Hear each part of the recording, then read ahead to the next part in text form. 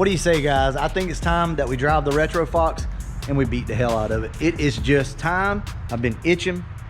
I may regret this, but we're gonna go ahead and do it.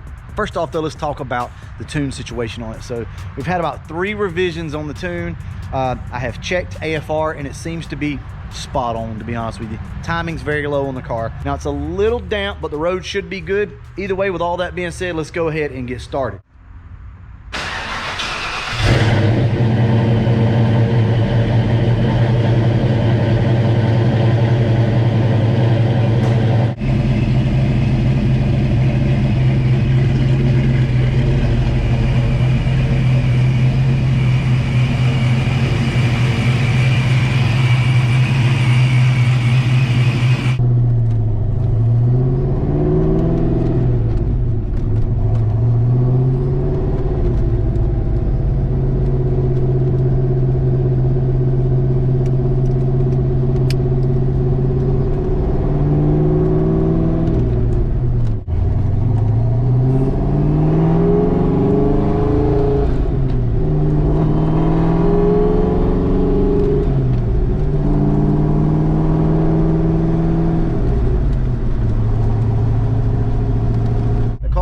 Drag radials, but this type of road is just not gonna hook. But let's see how she does though. Let's go.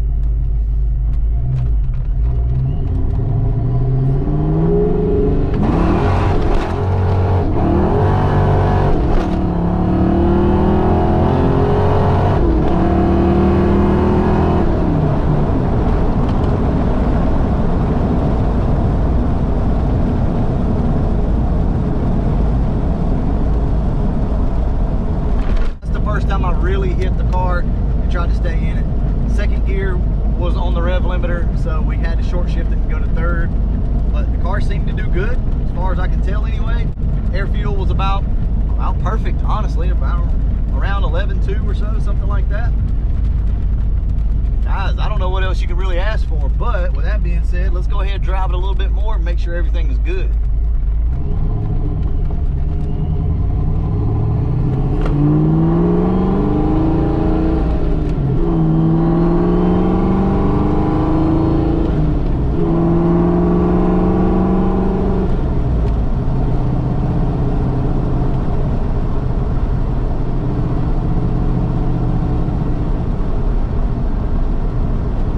I do want to show you the difference between like a turbo car and a supercharged car. So let's go ahead and roll this thing up into third gear and roll into it, and I want you to see the difference.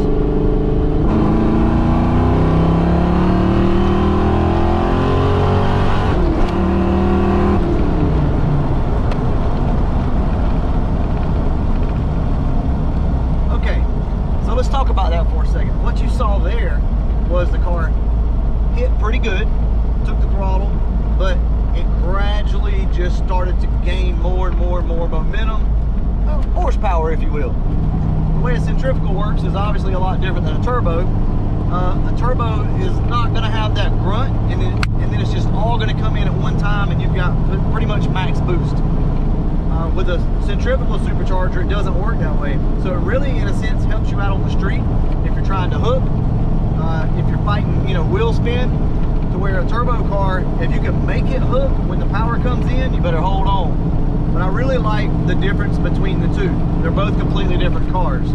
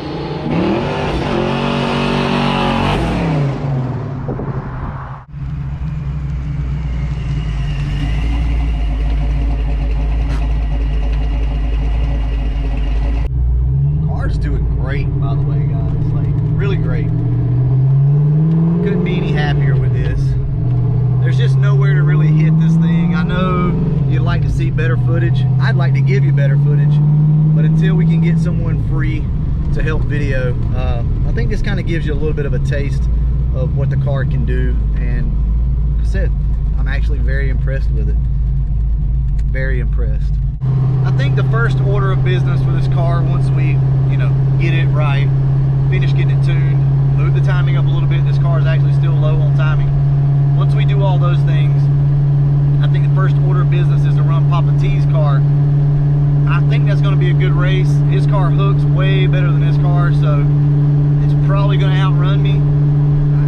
I guess this car maybe makes a little more power, but I would just be guessing. And the only reason I say that is strictly based off of boost numbers. His car makes 5 pounds, this one makes 10 to 11 pounds.